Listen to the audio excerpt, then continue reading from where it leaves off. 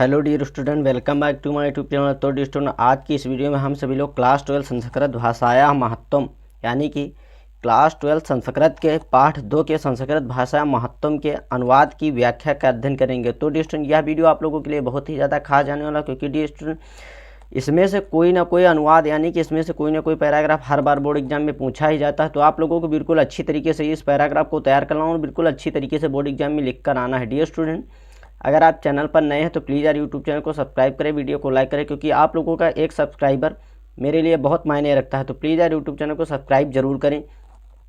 Dear student, मैं एक एक शब्द के अर्थ के साथ बिल्कुल जितना हो सकेगा उतना आसान व सरल शब्दों में आप लोगों को समझाने या बताने की कोशिश करूँगा, जिससे आप लोग जितना हो सके उतनी आसानी पूर्वक समझ जाएँ और बिल्कुल अच्छी तरीके से लिख के आएँ, याद हो जाए, जिससे आप बिल्कुल अच्छी तरीके से तैयारी करें और अच्छे से अच्छे मार्क को बोर्ड एग्जाम में अचीव करें। तो डियर स्टूडेंट, यहाँ पर बिना किसी देरी के शुरू करते हैं अपनी इस वीडियो को। तो संस्कृत भाषाया महत्वम यानी कि इसका अर्थ क्या हो जाएगा? संस्कृत भाषा का महत्व। संस्कृत भाषा महत्वम, इसका क्या अर्थ होता है? संस्कृत भाषा का महत्व। धन्यो अयम भारत देशः यत्र समुल्लसति जनमानस पावनी भाव्य भावोद भावनी शब्द संदोह संदोह प्रसविनी सुर भारती। धन्यो एवं धन्य है भारत देश, भारत देश, यत्र मिस यहाँ समुल्लसत मिस होता है शोभित होती, जनमानस पावन यानी कि जनमानस को पवित्र करने वाली, भाव्य भावोद्भाव मतलब सुंदर भावों को उत्पन्न करने वाली, और शब्द संदोह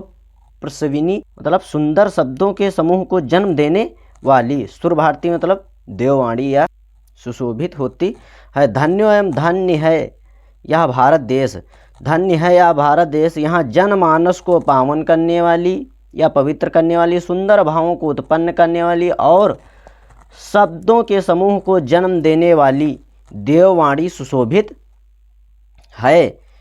विद्यमानेषु विद्यमान में, निखिलेषु वपि वाड्मयेषु, वाड्मयेषु में क्या होता है हमारा? साहित्य। वाड्मयेषु में क्या होता है? साहित्य। तो निखिलेषु वपि मतलब विद्यमानेषु निखिलेषु वपि वाड्मयेषु अस्या वाड्मयं सर्वश्रेष्ठम सुसंपन्नम च वर्तते। विद्यमान में, निखिलेश मतलब लिखे हुए, विद्यमान में या वर्तमान में यानी कि वर्तमान में संपूर्ण साहित्यों में, वाड्मयेषु मतलब साहित्य, सर्वश्रेष्ठ में सर्वश्रेष्ठ, सुसंपन्न सुसंपन्न च है यानी कि विद्यमान में या वर्तमान में संपूर्ण साहित्यों में इसका साहित्य सबसे श्रेष्ठ व सुसंपन्न है। इयमेव इसलिए भाषा संस्कृत नामनापि लोके प्रतिष्ठा अस्ति। संस्कृत नामना मतलब संस्कृत नाम से, लोके में इस लोक में, प्रतिष्ठा में प्रसिद्ध है यानी कि इसलिए यह संस्कृत भाषा के नाम से पूरे संसार में प्रसिद्ध है। अस्माकम हमारे रामायणम महाभारत ऐतिहासिक ग्रंथा यानी कि महाभारत और ऐतिहासिक ग्रंथ, चत्वार वेदा चारों वेद, सर्व उपनिषदा यानी कि सभी उपनिषद, अष्टदश पुराणानि 18 पुराण, अन्यानि अन्य, महाकाव्य नाट्यादीनि अस्यमेव भाषायां लिखितं सन्ति यानी कि हमारे रामायण, महाभारत ऐतिहासिक ग्रंथ, 4 वेद, सर्व उपनिषद, 18 पुराण और अन्य महाकाव्य नाटक इसी भाषा में लिखे हुए हैं। इयमेव भाषा सर्वसामान्य भाषां जननीति मान्यते। भाषा तत्वविधि, भाषा तत्वविधि में क्या होता है? मतलब वैज्ञानिक या भाषा वैज्ञानिक। भाषा तत्वविधि मतलब क्या होता है? भाषा वैज्ञानिक। इयमेव इसलिए भाषा वैज्ञानिक इसे सभी भाषाओं की जननी मानते हैं, इसीलिए सभी भाषा वैज्ञानिक इस भाषा को सभी आर्य भाषाओं की जननी मानते हैं। संस्कृत गौरवम बहुविज्ञानाश्रत्याम व्यापकत्वम च न कश्चित् दृष्ट विषयम यानी कि संस्कृत का गौरव यानी कि संस्कृत का गौरव और उसकी व्यापकता किसी की दृष्टि इसमें छिपा नहीं है यानी कि संस्कृत का गौरव बहुत ही व्यापक और व्याकरण सुनिश्चित है और यह किसी की दृष्टि से छिपा हुआ नहीं है। संस्कृतस्य गौरवमेव दृष्टिपथ मानवीय साम्य गुरुमाचार्य प्रवीणेन दंडिना। संस्कृत के गौरव को दृष्टि में रखकर आचार्य प्रवर दांडी ने ठीक ही कहा है। संस्कृत नाम दैवी वाग व्याख्याता महर्षि। यानी कि संस्कृत को महर्षियों की ईश्वरीय वाणी कहा गया है। यानी कि आचार्य प्रोदंडी ने ठीक ही कहा है कि संस्कृत को महर्षियों की ईश्वरीय वाणी कहा गया है। संस्कृत साहित्य सरस व्याकरण सुनिश्चित, यानी कि संस्कृत का साहित्य सरल और व्याकरण सुनिश्चित है। तस्य गद्य पद्य च लालित्यम भाव्य बोध सामर्थ्यम अद्वितीयम श्रुति माधुर्याश्च वर्तते। इसके गद्य और पद्य में लालित्य, भावबोध की सामर्थ्य और अनुपम श्रुति माधुर्य मिलती है। यानी कि इसके जो है संस्कृत के जो है गद्य और पद्य हैं, गद्य और पद्यों में लालित्य, भावबोध का सामर्थ्य और अनुपम श्रुति माधुर्य मिलती है। किम बहुना चरित्र निर्माणार्थ यादृशी सत प्रेरणा संस्कृत वाड्मयम ददाति न तदृशी की जयंत।